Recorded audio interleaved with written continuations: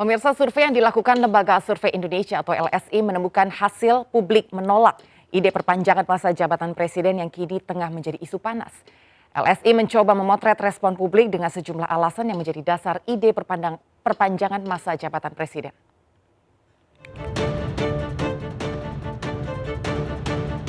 Sejumlah argumentasi dikemukakan untuk memuluskan ide perpanjangan masa jabatan presiden yang kini tengah menjadi pro kontra.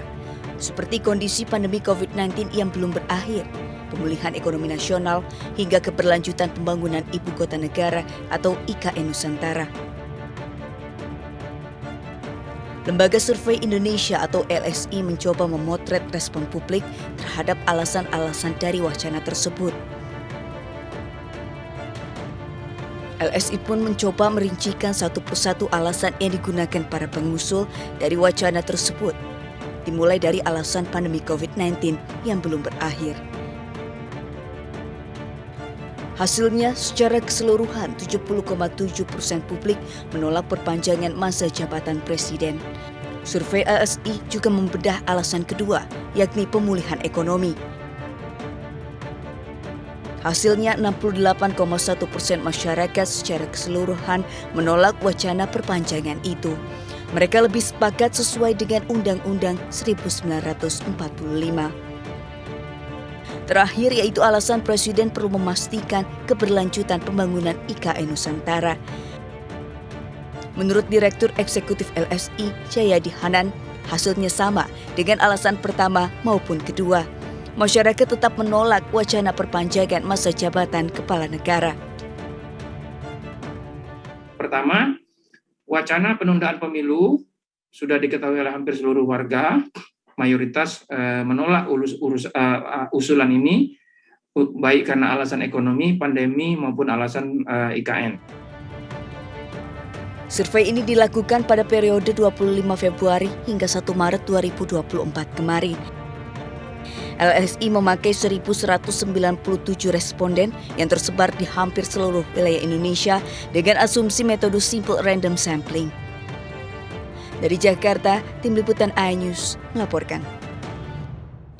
Baik pemirsa, masih melanjutkan pembicaraan kami terkait dengan sikap Jokowi menyikapi penundaan pemilu atau perpanjangan masa jabatan presiden. Masih bersama dengan Johannes Joko selaku tenaga ahli utama KSP dan Henry Satrio pengamat politik. Pak Johannes, tadi ada pertanyaan dari Pak Henry, kalaupun memang menolak kenapa tidak disampaikan saja dengan tegas meskipun memang sebetulnya gesturnya dan juga langkah Jokowi sendiri sudah menunjukkan ada agenda yang harus diselesaikan dan pemilu sudah ditetapkan tanggal 14 Februari. Silahkan Pak Johannes.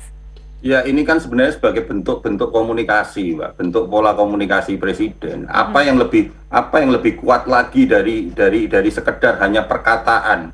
Yang lebih kuat dari sekedar perkataan itu adalah tindakan. Tindakan itu sudah nyata-nyata dilakukan oleh pemerintahan Presiden Jokowi yang seperti yang saya sampaikan di awal dengan mengawal agenda-agenda yang pertama agenda-agenda untuk keberlangsungan 2024. Pansel KPU sudah dipilih. Setelah pansel lalu dipilihlah KPU dan Bawaslu. Setelah itu juga hari pemilu sudah ditentukan dan presiden sudah sangat firm dan clear. Mungkin bagi Pak Henry Satrio mungkin belum clear gitu. Tetapi saya juga menerima banyak sekali masukan dari berbagai teman-teman. Apa yang disampaikan presiden hari Jumat kemarin itu sangat clear, clear sekali dan firm sekali bahwa Bapak Presiden tunduk dan patuh terhadap konstitusi. Itu bagi kami sudah cukup jelas sekali dan sekarang mari kita kembali lagi fokus kepada agenda-agenda yang menjadi tantangan kita, agenda-agenda seperti yang kita sampaikan tadi, bahkan terkait dengan pemindahan ibu kota ini bukan hal yang kecil, ini yang harus kita selesaikan bersama.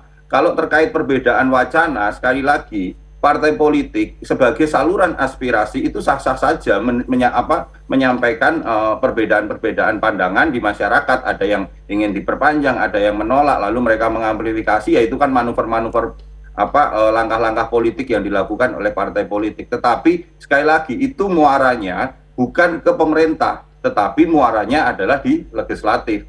Demikian, Mbak. Oke, sebenarnya Pak Johannes sendiri melihatnya seperti apa ya Pak? Karena seperti tadi Pak Henry juga sudah sempat menyampaikan bahwa ketidaktegasan sikap Presiden pada akhirnya memunculkan asumsi bahwa jangan-jangan usulan perpanjangan masa jabatan ini jangan-jangan munculnya justru dari istana Ada tanggapan Pak Johannes? Enggak, kami sekali lagi, kami yang di istana yang setiap hari nuansa dan aura yang kami rasakan kuat sekali bahwa auranya adalah ini seluruh program-program strategi, seluruh langkah-langkah itu harus segera diselesaikan. Kenapa? Karena waktunya sudah tidak panjang lagi. Untuk itu maka agenda-agenda itu harus kita kawal sehingga narasi-narasi ataupun pembicaraan-pembicaraan terkait perpanjangan penundaan pemilu dan segala macam itu bukan menjadi fokus utama di kami yang selama sehari-hari ada di istana. Demikian, Mbak. Oke, ada tanggapan Pak Henry? Ya, kalau saya sih melihatnya masih sama gitu ya, sehingga pernyataan tegas dari Pak Jokowi itu sangat diperlukan karena sangat bersayap tunduk kepada konstitusi itu. Nah, ini begitu konstitusinya diubah kan jadi ikut-ikutan lagi. Ya Pak Johannes Joko pasti akan bilang lah itu kan salahnya legislatif kan, enak betul gitu kan ngomongnya. Nah ini intinya itu ada di Pak Jokowi suka atau tidak suka, dan apalagi yang saya khawatirkan itu orkestranya itu ada lagi dan ada lagi gitu, dan makin lama bukan makin lama itu orkestra yang terjadi itu selalu dimulai dari orang-orang istana. Selalu dimulai dari orang-orang istana. Pak Bahlil itu kan menteri. Pak Imin, Pak Zulhas itu adalah partai politik yang koalisinya koalisi istana. Pak Erlangga, Menko, koalisi istana. Belum pernah orkestranya ada orang dari orang yang di luar istana gitu. Jadi orkestra ini yang harus Hentikan begitu. Hentikan dan kemudian harus disikapi hati-hati oleh masyarakat Indonesia. Gitu, dan ya itu tadi pertanyaannya, kenapa saat ini Pak Jokowi nggak berani tegas-tegasan seperti menolak 3 periode. Tapi Pak Henry, sebenarnya kan Presiden sendiri sudah memberikan ketegasan selama 2 tahun berturut-turut dari 2019 dan juga 2021. Kalau selalu ada orkestra ini yang muncul terus selalu ditanggapi, bukankah itu akan menjadi suatu respon yang akhirnya berhasil untuk mendistract kerja Presiden, Pak Henry? Loh ya, kalau mau terus-terusan diganggu agendanya sama yang begini-begini ya Pak Jokowi diem aja. Gitu kan, ini yang digoda kan dia itu. Dan bicara bahwa pemilu tetap dilaksanakan 14 Februari 2024 itu nggak sampai 1 menit. Dan itu bisa menyelesaikan permasalahan polemik ini gitu. Dan silakan mau melanjutkan agenda-agenda yang penting tadi tanpa diganggu hal-hal seperti ini kan. Jadi nggak perlu berlindung dari ini, bolanya ada di legislatif dan lain-lain. Pak Johannes, silakan tanggapannya Pak, bahwa adanya orkestra ini munculnya tidak jauh-jauh justru dari lingkaran terdekatnya Presiden sendiri. Karena memang dari partai politik yang berkoalisi untuk mengusung Jokowi sendiri pun memang tidak semuanya satu suara begitu. Seperti Erlangga sendiri juga sempat menyetujui bahwa adanya penundaan pemilu dan lain sebagainya. Ada tanggapan Pak Johannes? Iya, ini kan sebenarnya bagian dari demokrasi, Mbak. Semua punya aspirasi, ada yang punya langkah-langkah politik, ada punya wacana-wacana politik, ada yang pro dan yang kontra, dan itu semua wacana-wacana itu tidak bisa dilarang gitu, sejauh memang itu tidak dalam tindakan-tindakan untuk melanggar agenda konstitusi ini. Itu dari saya cukup itu mungkin Mbak yang bisa ditegaskan. Tapi sekali lagi bahwa Presiden sudah melakukan tindakan, dan tindakan itu jauh lebih kuat dari sekedar kata-kata itu, Mbak. Nggak, kalau KPU dipilih kemudian Bawaslu dipilih, karena itu sudah kewajiban, memang sudah habis masa jabatannya, jadi mau tidak mau harus dipilih gitu. Jadi bukan prestasi. Kalau kemudian istana, kantor staf kepresidenan memaklumi ada opini yang bertentangan dengan konstitusi dan dianggap itu bagian demokrasi, itu adalah aneh. Aneh itu. Masa kantor staf kepresidenan ada usulan yang bertentangan dengan konstitusi dimaklumi? Gak boleh itu, bos. Anda kan negara, Anda di istana. Masa ada usulan yang melanggar konstitusi dimaklumi? Mungkin usulannya sudah disampaikan begitu Pak Henry. Bagaimana Pak Johannes?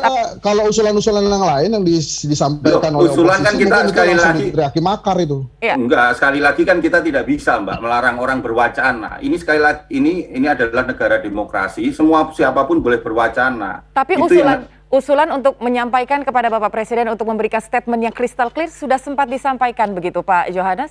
Namun statement Presiden sekali lagi, Mbak, statement Presiden sangat clear sekali kok. bahwa semua silakan kalau mau itu berwacana. Tetapi ingat, pada level pelaksanaan jangan pernah melanggar konstitusi. Itu sudah clear sekali dan firm sekali. Konstitusi kita hari ini apa? Clear, bahwa pemerintahan ini presiden hanya boleh dipilih 2 kali dengan masa 5 tahun. Itu konstitusi kita hari ini. Itu yang dijaga benar oleh Bapak Presiden. Dan beliau sangat taat sekali. Oke, apakah Presiden, kan? Pak Johannes, apakah Presiden sendiri sempat memberikan teguran atau berbicara langsung kepada orang-orang yang sempat mendengungkan atau mengusulkan wacana ini?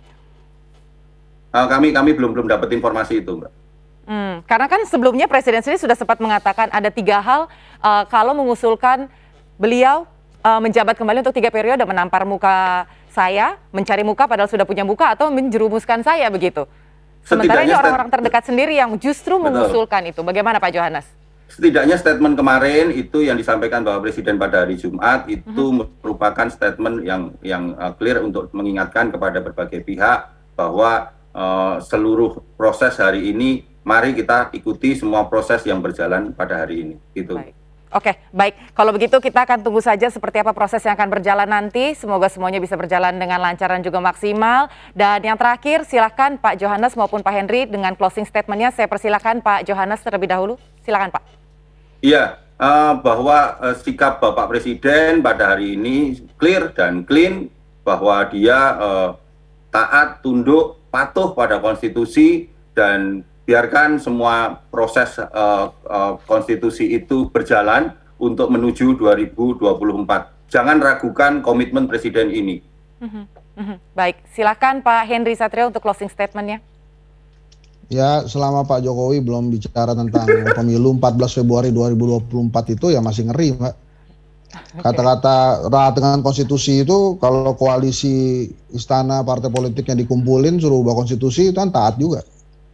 Jadi gitu aja, ya bicara aja bahwa 14 Februari 2024 adalah pemilu tetap dilaksanakan. Nggak sampai semenit Presiden ngomong gitu, selesai masalahnya. Oke, baik, kita tunggu saja seperti apa nanti respon Presiden. Terima kasih sekali Bapak Johannes Djoko dan juga Pak Henry Satrio. Terima kasih banyak. Terima kasih.